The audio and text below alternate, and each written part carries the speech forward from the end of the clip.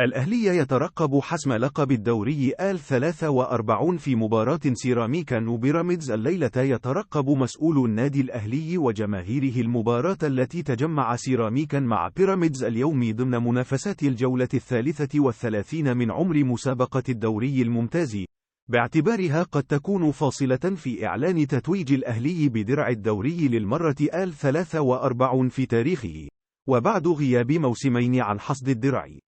ويتربع الأهلي على قمة الدوري برصيد 75 نقطة من لعب 29 مباراة، وتتبقى له 5 مباريات من عمر المسابقة.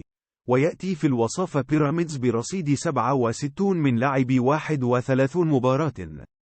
وحال فوز سيراميكا على بيراميدز أو تعادله في مباراة اليوم سينهي حظوظ بيراميدز في المنافسة على حصد اللقب بشكل رسمي، ويعجل بتتويج درع الأهلي بدرع الدوري قبل مباراة القمة ضد الزمالك الخميس المقبل، في ظل حاجة الفريق الأحمر إلى نقطتين لضمان تتويج الأهلي بدرع الدوري بشكل رسمي، لأن بيراميدز سيصل إلى النقطة 76 حال فوزه في مبارياته المتبقية.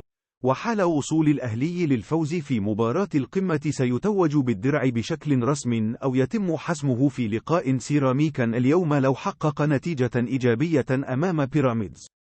وفي حال فوز بيراميدز على سيراميكا سيتأجل حسم درع الدوري، وسيكون الأحمر مطالبا بتحقيق الفوز في مباراة القمة أو يتأجل الحسم إلى اللقاءات التالية حال التعادل أو الخسارة من الفريق الأبيض.